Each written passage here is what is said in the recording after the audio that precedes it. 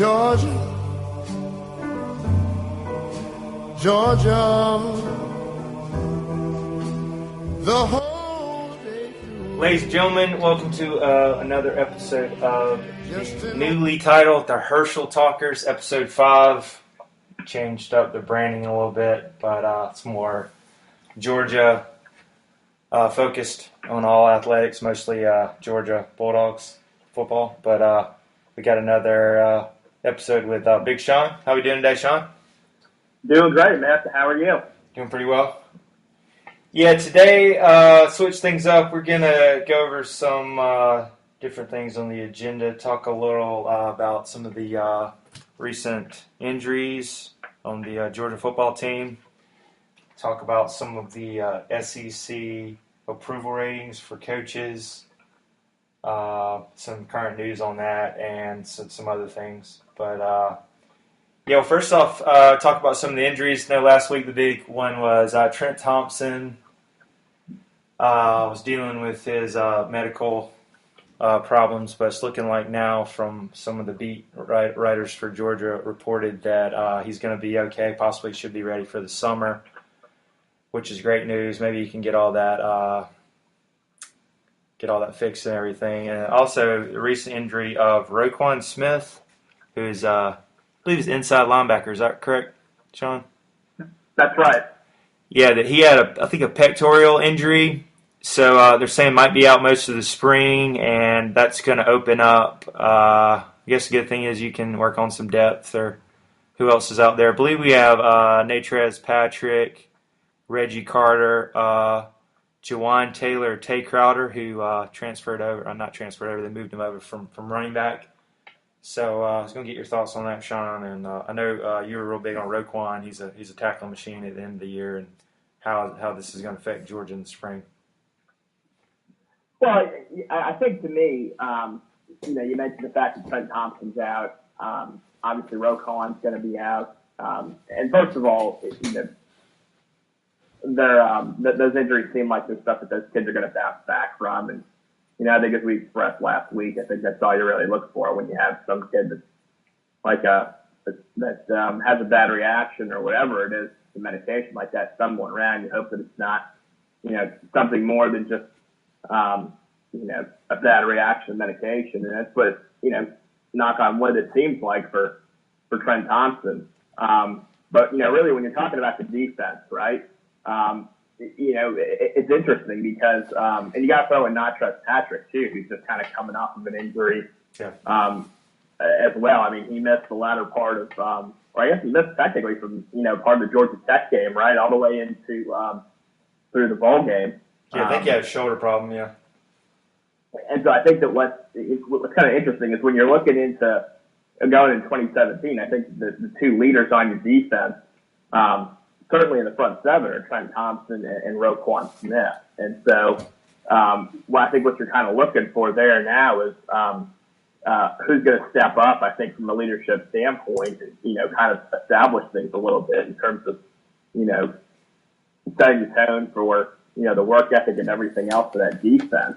I think fortunately, especially on the defensive line, there's a lot of depth there. So I think it's kind of interesting in the standpoint that it really lets you kind of groom some depth and, really kind of let some of these kids step into a leadership role with training wheels, for lack of a better term, and that, it kind of lets them take on a little bit more of a leadership role into the spring and summer. And, obviously once the big dogs come back on, they can still kind of develop or whatever. But, I think quietly we've actually got some fairly decent depth at inside linebacker. Everybody, I think, with signing day being so recent, everybody's really focused on, the two linebackers who brought in Nate McBride and the kid out of Alabama. But I think people tend to forget that we brought in Jaleel Wiggins last year from Oconee County, who was a U.S. Army All-American. It's kind of similar, I think, to Roquan Smith in that he's very quick to the ball, very fast, tackling machine. So I think you look for him to get on the field. Jawan Taylor, who, he's a three-star coming out of, I believe, Haleo, Florida. but, with somebody who was also thought to be under the radar. And, again, like you said, you got some of the holdovers from, the Jeremy Pruitt and Todd Grantham there. They're still there as well. So I think you'll look to kind of build some depth in there, let those guys get probably a little bit more reps than they otherwise would. Along the defensive line, I don't know that you're really necessarily, you missed Trent Thompson, but the thing is, you've got a lot of depth there as well. So, you're really just kind of letting some other guys get a few more reps than probably they otherwise would.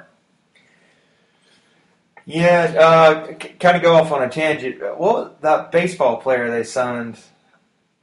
He was an athlete. I know he's older. Are they going to put him in secondary? You remember him? It's kind of random. Even though he was a baseball player, he's older. Think he's going to do anything, or he's probably just going to be down on the depth chart? Remember him? It's hard to say. It says he's a good athlete.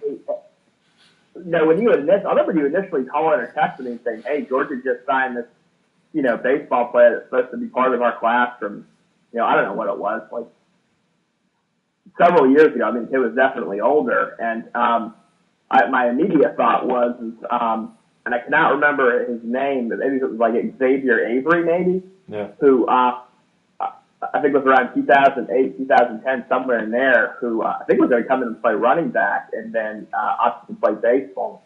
I don't know. The thing is just, Kirby's out there trying to find athletes, trying to find people to come in and play. Clearly the kid could, was talented enough at one point that he got looked at for football scholarships. So it's just one of those wait and see things. I don't know.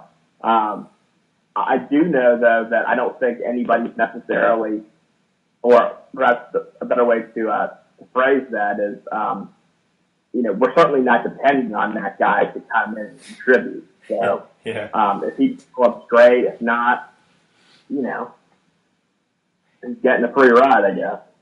Yeah, and then also I heard good things. They said he's really learned the defense well with Tay Crowder, coming over. I know because he was way down on the depth chart, the running back. He might be able to add some depth in there. They said he tackled real well. He's a big body, 220, 230. He's quick. He might be. I think he was a little bit of a surprise last year in practicing, so you might get to see him a little bit. Yeah, and again, if he can kind of come in and contribute and at least just kind of sell some relief with how fast-paced football games are these days, that's great. Anytime you can kind of get a surprise from some of your lower-ranked recruits that you brought in, I don't mean to be disrespectful when I say that, but, I think Tay Crowder, if we're being honest, was kind of thought of as just the guy that was brought in at running back to kind of provide some depth, and if it was anything more than that, great. And so again, if he's able to really flip over to the linebacker position and actually contribute, I think he's probably getting more than from him than what you expected. Yeah, another guy I guess we forgot about, maybe we didn't mention his name. I think you said him earlier. I think Monty Rice is going to get a really good look, and he's early enrollee. That's correct, right? He's already on campus. That's correct. Yes. Yeah, and they said he's looking really good in the winter workouts. So, Sean, you said he's probably under the radar, good, kind of like one of those guys. He's a good pickup. I think he's from Alabama, being from Alabama, and Alabama wanted him. He is from Alabama, and I think Alabama, Auburn, and LSU all in the mix for him as well. Yeah. He's one of those kids that when you see his film, just the playmaking skills pop out. I think he's, and obviously you look at the number of programs that were interested in this kid. It's not like it's the situation with the Honey Badger at LSU where I think LSU may have been the only program that of significance that offered him, and then the kid just blew up. A lot of kids were offering Monty Rice, so there's definitely something there. Not really sure why he was rated as low as he was, but to me, that on paper, the playmaker and it pops out. Yeah, so that'll definitely be something to look forward in spring. I think spring practice should be definitely coming up. I think it's probably around mid-March. I'm not sure if they've announced the dates, but April 22nd, I think at 2 p.m. is going to be on SEC Network will be the Georgia spring game, G-Day, so that'll be something to look forward to. Also, want to give a shout out to Herschel Walker, because the name of our show is the Herschel Talkers. Turned 55 yesterday. Yep, So, happy birthday, huh? Yeah, they still say he's great physical specimen. I think they said he probably could put some pads on him and let him run out there, and he could be part of the team, which is crazy. But hope he's doing well. Definitely the GOAT for Georgia, greatest of all time. So hope he had a good birthday. Also, I didn't realize another shout out on a tangent. Damien, Big D, helping out behind the scenes a little bit. His birthday's today. I think the only reason why I noticed that is his brother got some stuff on Facebook, and I noticed. I was like, all right, I think they're twins, so got to be the same day. So his birthday's today. Shout out to Big D, Damien. Yep, shout out. Happy birthday, Big D. All right. Yeah, I wanted to next talk about some of the Georgia schedule. I'm sure closer to the season we'll break it down a lot more. But maybe talk about some of the trap games today, which I'm going to start out with the first one. It's probably going to be a lot closer than we think it is, and I could even see it being a 12 o'clock game. We know how Georgia comes out. They always sleepwalk. Sean, what do you think about opening up against App State, and then actually App State, Appalachian State, and Sean's, he's an alumni of App State, even though he's a diehard Georgia fan. He ended up going to Georgia Law. But what do you think about that game coming off? Could be a 12 o'clock game coming out. I could see a slow start for Georgia. App State coming off 10-win season, got most of their defensive players back, and then they pushed pretty good Tennessee team to the brink last year and gave them a scare. I think they had to go to overtime. So I was going to see what you thought about that as a trap game, opening up the 2017 season for Georgia. Yeah, it certainly can be. And I'm almost conflicted about it. I could certainly see it potentially being a trap game where we're just kind of going through the motions. I would hope, of course, it's sitting and playing out for Tennessee, but I would certainly hope that with it being the first game of the season, there would kind of be some incentive to want to go out there and win this thing. And you've obviously, you've got the frame of reference that. Hey there. Yeah, I think we got Sean broke up a little bit here. Let's see if we can get him back. All right, and we're back. We got a little technical difficulties there, but go ahead and continue with Sean. What you think about App State game? Sorry about that. Yeah, I can certainly see it being a trap game. Although you hope the combination of the fact that it's the first game of the season, as well as the fact that Georgia's got that frame of reference from the Tennessee game last year, Tennessee versus App State, where in reality Tennessee should have lost that game. I think had App State's field goal kicker not missed a couple field goals, they win that game. So you hope for that reason alone that Georgia wins at least by 7 to 10 points. If they don't and they're kind of flat, it's going to be a typical Georgia angst of, oh God, what do we got this year? Definitely App State's a tough team. They've had success for well over a decade now, and they won 3 national titles before moving up to the the playoff division in college football, and some belt. So yeah, they're by no means a cakewalk. Yeah, I think this is one of these. I agree with you. I can see it being close in the first half, but I think it's one of these where you just got better athletes, more depth, and Georgia should maybe pull away in the second half. I could see it being real close or a tie at halftime, and we should pull away with Shelby Michelle and some of these new guys in their offensive line being 330 plus. The way they're talking about them, we should just kind of blow them off the ball, even though App State's got spunky D. But, I think pull away in the second half, maybe beat them by 7 or 10, 2 scores like you said, hopefully. And then the second one, as it's announced this week, you're going to be at Notre Dame, which is going to be a good site. It's going to be a night game on NBC, or as the way I like to call it, Notre Dame Broadcasting Network, because they get all the games. But, maybe Sean and I can actually go to that one. I know we talked about it in the past. I feel like that's one of those once-in-a-lifetime trips because, I mean, when's the last time Georgia played Notre Dame national title game? What, 80, 81, whenever it was? So Yeah. it doesn't come around. And also Sean's got a close cousin who's a diehard Notre Dame fan, so that'd be great if we could go to that one. But what's your thoughts on that one? I think Brian Kelly back against the wall coming off 4-8. And I think he had a pretty good recruiting year. They're going to be better this year. That could be another trap game, even though it is the second game. No, I mean that one's tough to predict. I think they're kind of in a similar boat to Georgia, and I think that you're just not necessarily completely sure what to expect. I think probably they're more so and a little bit more of the uncertainty most than we are. I mean, I think Sean Kaiser, who was their quarterback, I think is going pro, if memory serves me correctly.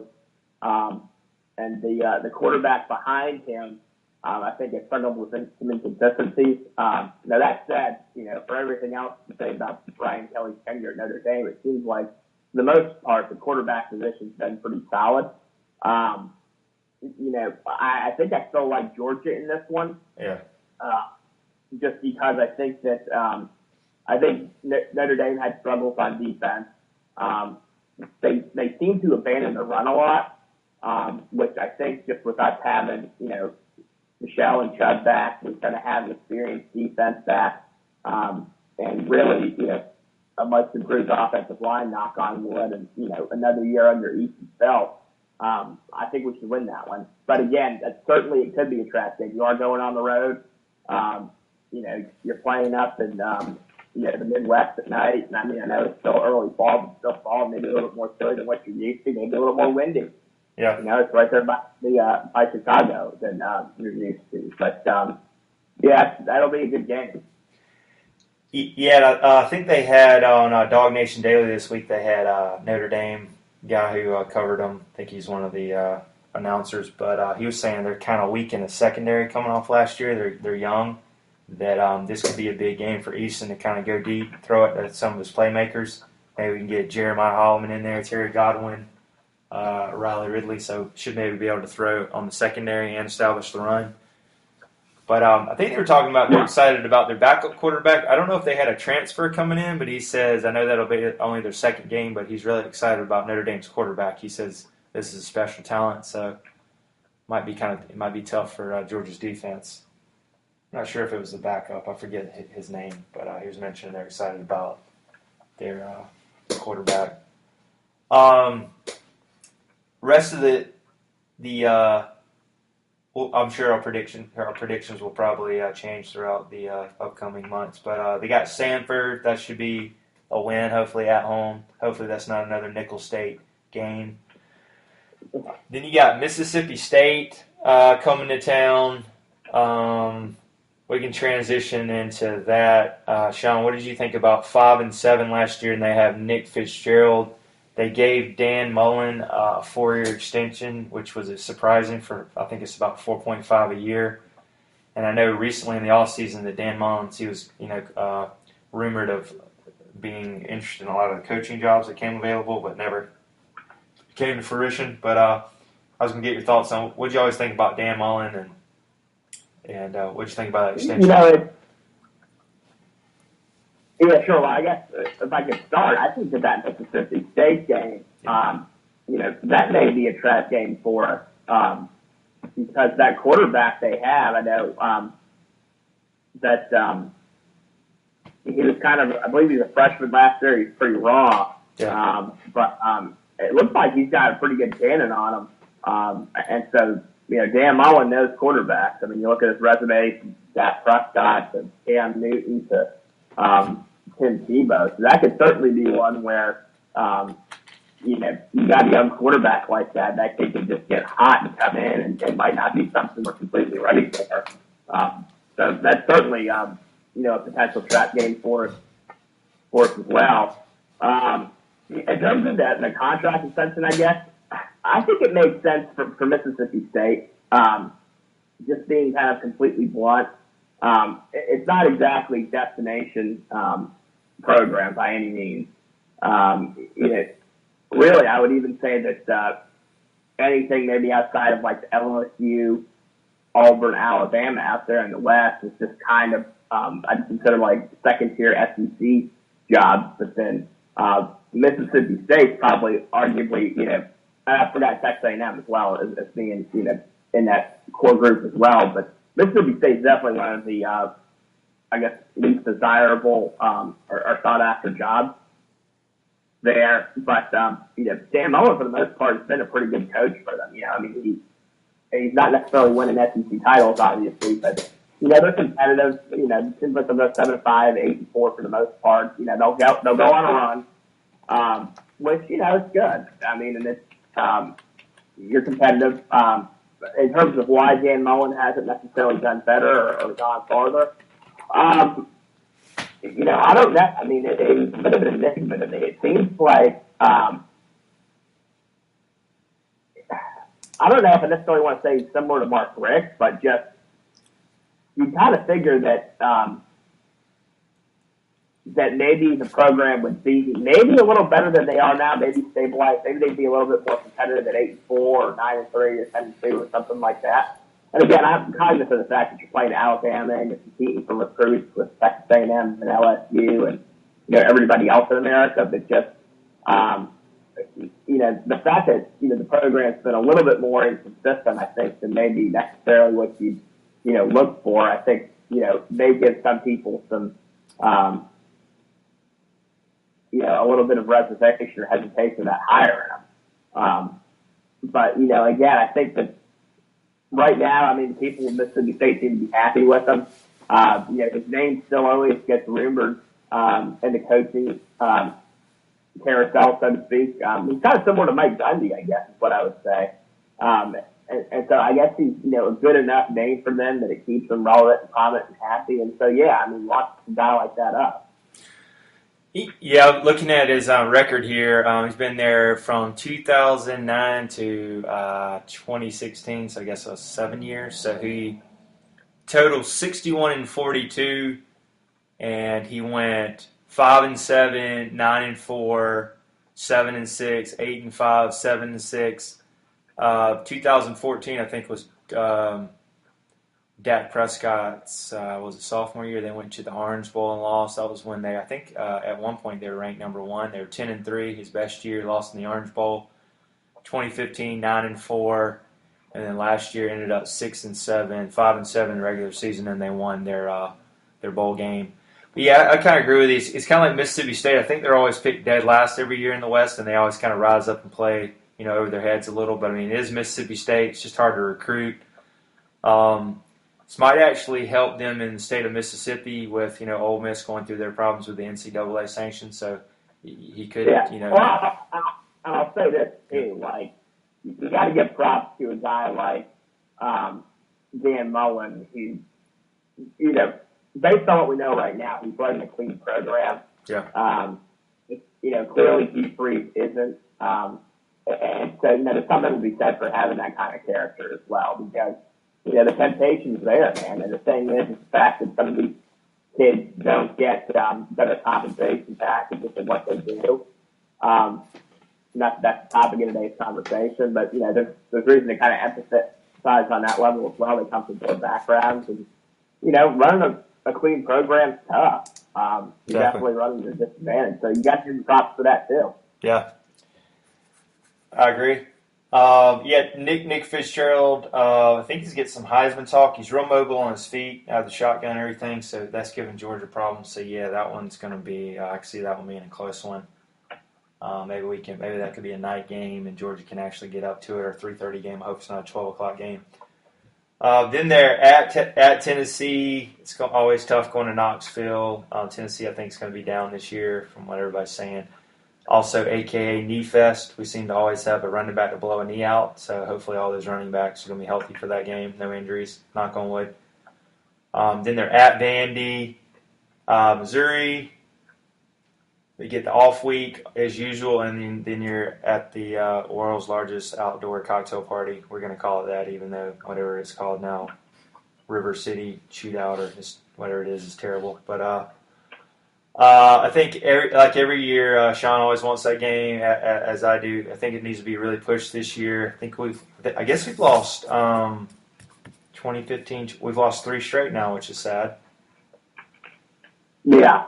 So we need to win that one. As we always say, I think SEC East always runs through Jacksonville. You win that game, you're always in a good position because Florida's always nipping at your heels. Because I think that's probably the only other team, could be wrong this year in the East, that really pushes Georgia. Hopefully, but good.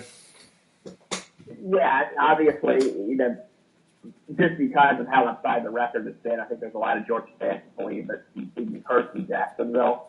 I don't believe that. I mean, I just think that, when you factor in that, Florida's had 2 of the, of the best college football coaches maybe, in history between Steve Spurrier and Urban Meyer, over that time period, winning 3 national titles, and, Georgia kind of historically really being an 8-4 program. I mean, you're gonna chalk up some losses. But that said, I think going into this year, it seems like Florida lost a lot. They didn't necessarily seem like they wanted particularly strong in recruiting this year. They got questions at quarterback. They're going to have a younger defense. So the thing is, this is one of those games where really it seems like where, barring injuries and everything else, we should have a pretty good shot going into. And the one thing I did like last year, even though we lost, is it seems like, they came out and played hard, and, they gave it everything they had. They were just obviously limited by what their offensive line was able to do. So it seems like Kirby's able to get them up for big games, which is one thing I do like about him. So, yeah, I mean, I think next year is as good a year as any for the Dogs to pick up another W in Jacksonville. Yeah, I think that's definitely an important one. We definitely got to get that one. Then we got South Carolina at home. It's always a close one. Hopefully we should win that one. Then you got at Auburn on the Plains. I think that's going to be a really tough game. I think a lot of people are looking at maybe Georgia, even though we've beaten them 9 out of 11 years, kind of owned them recently, but that's going to be a really tough one on the road, especially if that Jared Statham is as advertised. So that's going to be another tough one. But and then you're moving next to Kentucky. Should win that one's at home. Then you're at Georgia Tech, which we lost last year to them. And I think we got Sean on here again. Oops, yeah, sorry about that. No problem. Yeah, I mean, that Auburn game, I think that you had mentioned it before. They've got that transfer coming in from Baylor. And so, yeah, we obviously, we've had some pretty good success with Auburn of late. But, yeah, that's certainly, you're going into the Plains. And it's really, none of those games of late that I can remember have been a blowout. They've really kind of been, back and forth, or been close. And so, yeah, that certainly could be the year that they go and get one. And I've always said, I felt like Gus Malzahn, if you can get him a good quarterback, or a quarterback that can kind of make his progressions, is as dangerous as any coach in college football. Yeah. So if this kind of comes in and plays more like he should, yeah, that's going to be a tough game.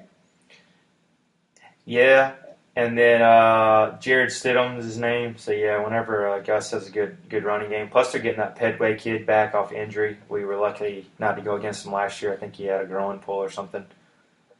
But that'll be a tough one. Then we got Kentucky, which is they've been competitive recently, but we got them at home. Hopefully we should win that one. And then at Georgia Tech, at the Nerds, I think we got a little revenge for them after losing last year. That's just one of those you got to adjust to the triple option. Hopefully, Kirby being in his second year with the same coaches, they'll be able to adjust. So I think we talked about it. I'm looking at 10-2 and should look to win the East. I'll be disappointed if we had another 8-4 year, 9-3 if we're competitive. But I'm looking at that 10-2, 9-3 range is doable. What's your thoughts there, Sean? Honestly, I think all that, and to me, when I look at the schedule, I mean, yeah, you can have a hiccup and lose a close one. Certainly, I don't see there's any reason just on the schedule where and again, this is all spring, it's all conjecture. You're operating on the presumption that your team is going to kind of hit the ground running on all four smoothly and everything else, and you can't necessarily factor in, or you're not factoring in injuries or anything else like that because it's so random anyway. But I could see anywhere from 8-4 to 11-1. I mean, I think that especially that said, I think that where the deviation is going to come in for me, injury aside, is going to be how that offensive line pans out. Yep. If we can get 2 tackles and we got some talent that came in that kind of solidify that line, and if the rest of the line kind of continues to grow and progress under another year of hitting steam, then I don't see why they can't really go 11-1 or even run the table. Not to sound overly homeristic, but I think the schedule is really just that. There's not a game on there where you look at and say, yeah, I mean, we're in a quote unquote dogfight, which I think, and that's first in terms of things. That's probably going to be one that they'll be surprised if they come out with a loss against, right?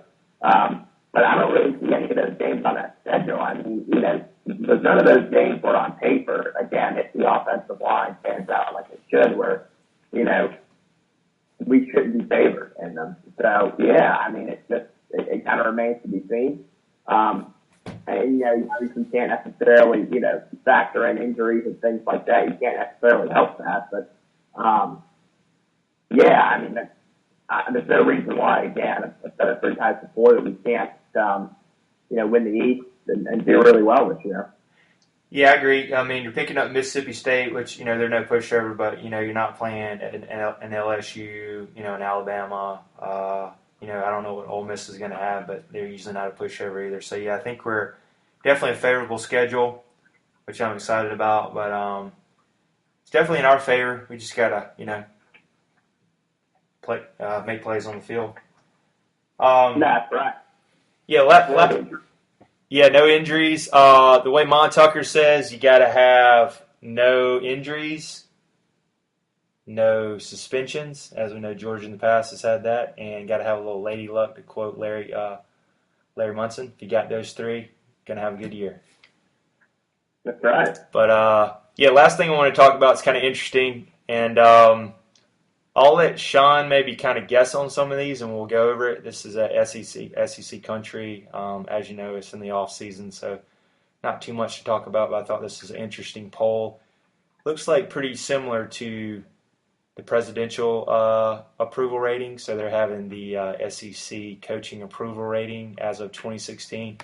I don't know. I think this is recent, but it could have been the poll was done before some of like the Hugh Freeze stuff happened. So this could have been changed a little. But anyway, Sean, give me your maybe highlights on some of the coaches that would have the higher approval rating for 2016. And this poll is pretty interesting. So this was a poll done from the SEC country website, I guess, with the different fan bases on the approval ratings of all their SEC coaches.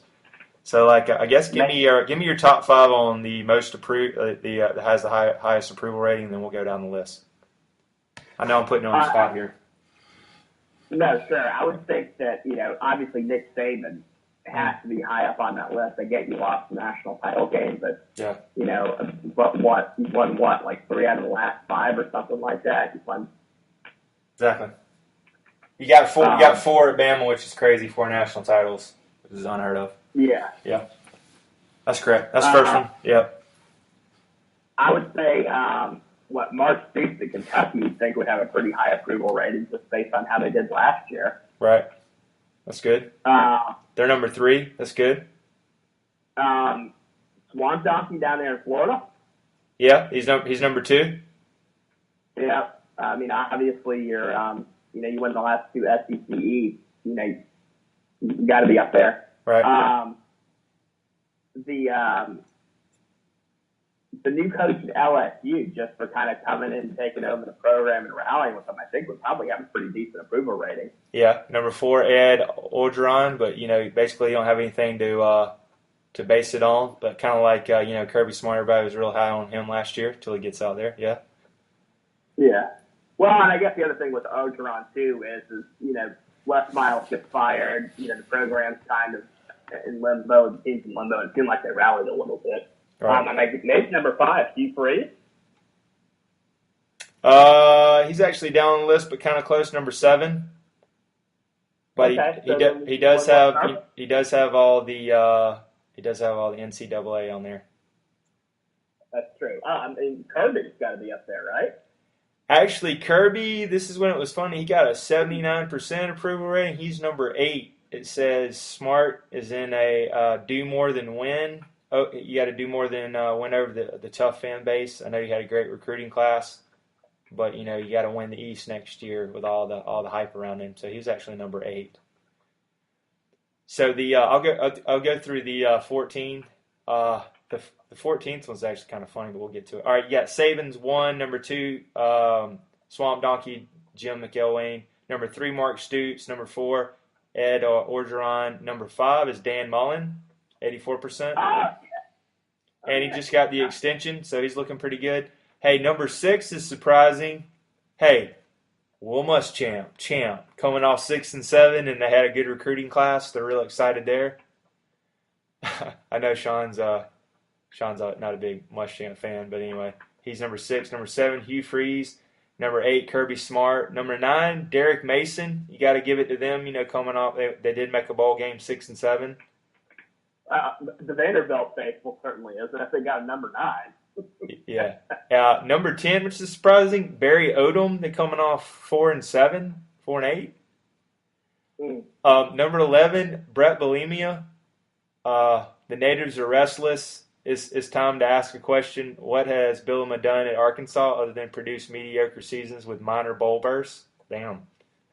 Yeah. Number 12, hey, Butch Jones, 5-star hearts. 5-star hearts.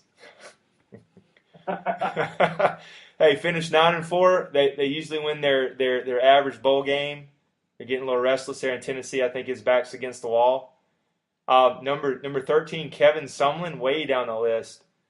Aggies finished 8 and 5 each of the past 3 seasons. So it's easy to see why the fans cooled on Sumlin. Texas A&M has been stuck in a rut for a while. Hey, number 14 is really surprising. You know who that is? Hey, Gus Malzahn coming off 8 and 5 and going to the Sugar Bowl, and they got the wheels blown off. That's pretty bad that he's listed at 57.9%. So it says that seat sizzling for Malzahn.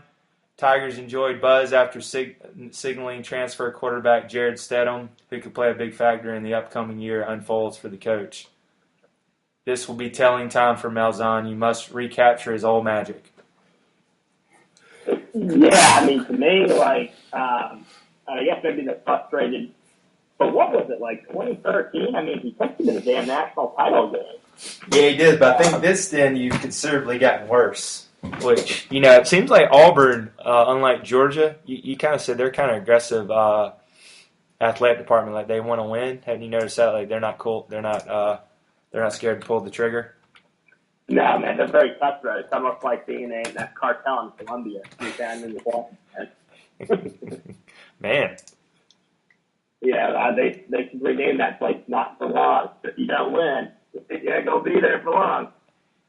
I mean, you always say he's a great OC. I mean, he'd pick up OC somewhere, right? Oh, for sure. I mean, just a great offensive line. I think the problem is I don't necessarily know the recruits necessarily the best, especially at the quarterback position, which to me is funny because you got a guy who, seems like he's able to groom them pretty well if you can get him a decent one. He just doesn't ever seem to be able to recruit them. Yeah, speaking of that, all right, 2013, here's his record real quick. 12-2, which is great, national title, unheard of first year, so he's just, guns a-blazing, starts out. But then he goes 8-5, 2014, 7-6, 2015. Remember, that's when Georgia played him. That was just 2 average teams duking it out. We barely won. And then you're 8-5 last year, and you go to the Sugar Bowl, but the SEC, of course, for Alabama was way down. So, I mean, basically you're looking at he's 35-18 at Auburn. I mean, and, Auburn probably thinks they're a top 20 program. So, kind of like you think he's like hot seat, like you got to win like the West or do something special this year? Yeah, I mean, I think that, or you at least have to, you need to at least, I think, a double-digit win. If you don't win the West, I think maybe it needs to be, you go 10-2, 11-1, right? And maybe it's just a close loss or something like that. that kind of derails you. But yeah, I mean that one to me, I guess it makes sense. Auburn wants, Auburn's been, as crazy as it is, despite the fact that we, kind of gotten the better of them of lately. They've kind of been, they won the national title, 2011, and, went to the national title game 2013. So I think when you have a program that's going to games like that, I think it maybe adjust your expectations of what you want a little bit. And maybe, realistically or not realistically, it's just hard to say. But, yeah, that's a little bit surprising that he's that high, that he's the least favorite. I mean, come on. I mean, you really can't name a coach. To me, name 5 coaches in the SEC that have done more than him for their programs, right? Yeah, I agree.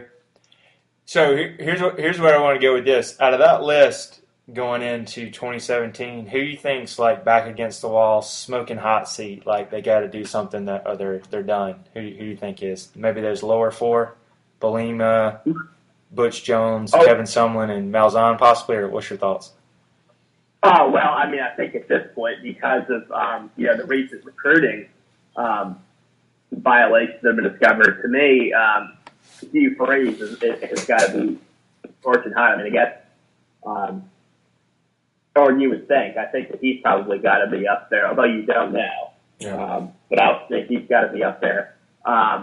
I think Butch Jones, as well as Tennessee. I mean, talk about just kind of an epic discipline last year for them. You have all these upperclassmen. The SEC East is supposed to be down, and you kind of just have an average year and lose your bowl games. Or I guess they won their bowl games. So it's kind of definitely a disappointing end of the year. And they haven't really reloaded on recruits like they have in years past as well. I don't see him making it past next year. Kevin Sumlin, yeah, I guess so. To me, it's kind of interesting because I think he's a coach that really elevated that program back.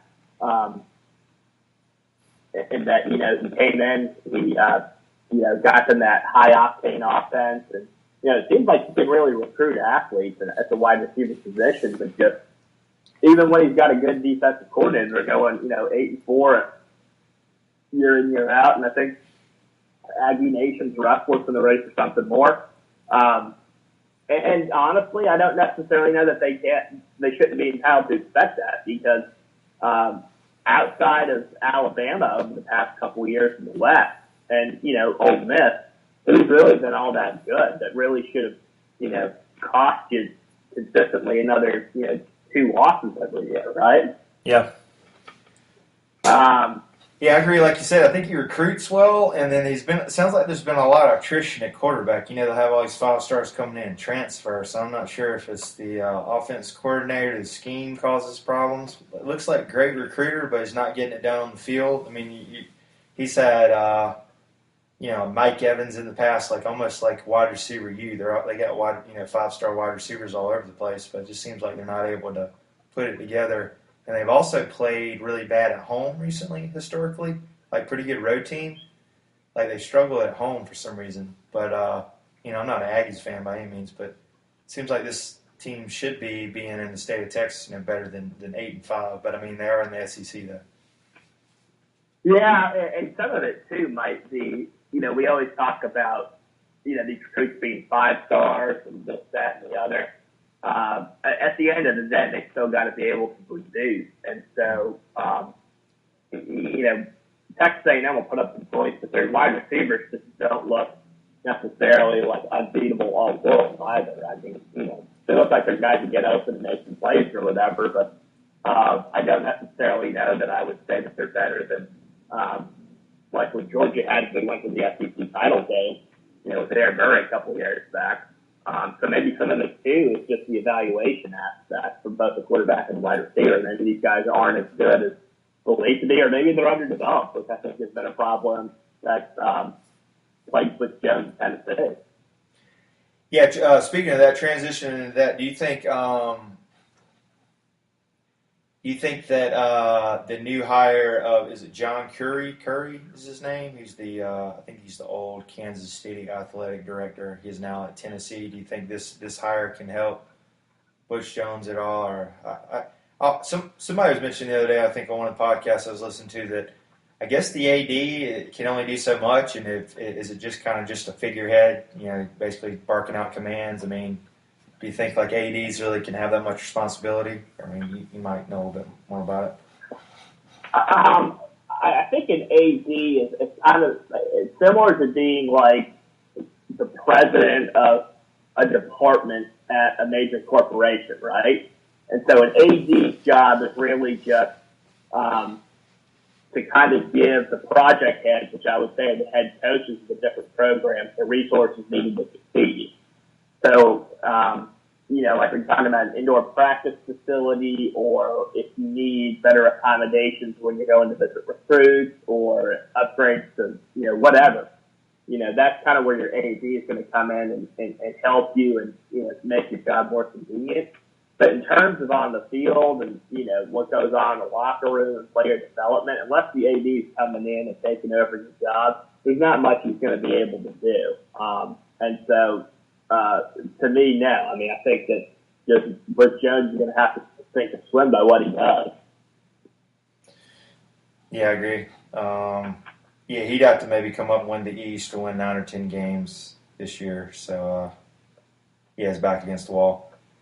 I guess transitioning to that, last thing I wanted to mention briefly, Georgia athletics, from what I've been looking at, pretty much been average on everything. Football's a little down this year, 8-5.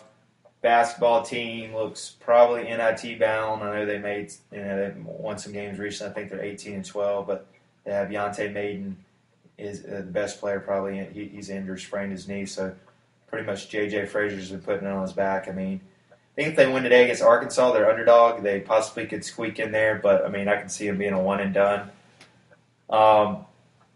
Women's basketball is down. They're not even going to make the tournament. I don't even know if they're 500. Baseball's starting out bad. They're under 500. I think we're pretty good in swimming and equestrian. No offense to those, but just not really something that's really favored or followed that much. So, guess where I'm going is Georgia's like an average program in everything. Do you think this falls on McGarity, it being a football school, but being in the state of Georgia, there's a lot of facilities, a lot of recruiting around in the Atlanta area. So I was going to get your thoughts on that. That just in general, like Georgia sports is just kind of down. Yeah, I mean, certainly some of it's obviously on McGarity. I think that the baseball coach and Mark Fox, who's the basketball coach, I think those are both hires that predated George McGarity coming on board, so there's a bit of holdovers, but I mean, it was maybe 9 years ago that Georgia was one game away from winning the College World Series, and then after that they just kind of fell apart as a baseball program and never really got back on track. Basketball program's kind of been, on a systemic, I think, downswing for longer than that. It's really been since the Jim Harris days where they got nailed with some student violations and just never kind of rebounded.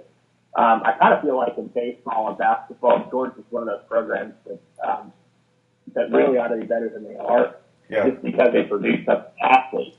Now, basketball, I think, maybe one thing that holds us back is the fact that, you kind of have to have boosters that are willing to invest in the money it takes to bring in a good coach. And, me and you were looking at those numbers the other day, and it's kind of surprising how much these college basketball coaches make. I mean, some of them are doing a lot better than the football coaches. And so, Georgia historically has not really been a market setter in terms of paying for coaches. And so, it would just kind of be out of left field, I think, or it would be very quote-unquote non-Georgia to go out and spend, a lot of money on a big-name splash in college basketball. But certainly, trying to get, say, a young up-and-comer would be nice. Certainly somebody that, at a minimum, can recruit well. You'd like it. The same thing for baseball. It seems like baseball's been a cluster for 9 years now, and at some point you got to make the move and say, look, I mean, we understand you're doing the best you can with what you got, but this isn't working out. We have to go our separate ways. So yeah, I mean, the thing is that the programs are underachieving, and year in, year out, and you're not really making the moves, or the moves you're making aren't panning out. Of course, that falls on you. Yeah, I agree. Yeah, I just feel like they're just like they're competitive, but they're not getting the wins in all the sports. I know it's a football school, and everybody thinks of Georgia. It comes out, but yeah, hopefully they can turn it around, and also if I believe Kirby Smart's a bust, that I know Greg McGarity might be on the hot seat at AD director, because I know that was his baby, making the Kirby Smart change.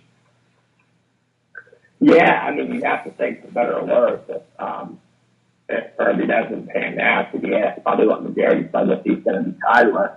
I think he's probably looking at being gone at that point, I would think. I mean, the thing is, he's been such a polarizing figure since he came in anyway. I think it was, obviously off the bat, he was, underneath Sherman Foley for years, and I think when he came in, there was certainly some level of bias, I guess, distrust or resentment by Georgia faithful for the fact that we got this guy from Florida. And then, just some of the things, I think it's the fact that it took them so long to get an indoor practice facility. I think ruffled some feathers. And just, I think, kind of some of those issues with, Jimmy Pruitt and, other things. It's just kind of the fact that, it took us forever to kind of get our assistant coaches paid higher or really market rate to make this competitive. I think those are all things that just kind of frustrated Bulldog Nation. Yeah, man. I agree. Well, I think that's about it. And we're going to wrap up the podcast here. But, yeah, thanks for Big Sean coming in and talking again today. And yeah, man. Hope everybody enjoyed it, and we had some good topics. I know it's kind of a slow part of the year for football and everything, but hopefully we'll have some good stuff to talk about. Spring practice coming up.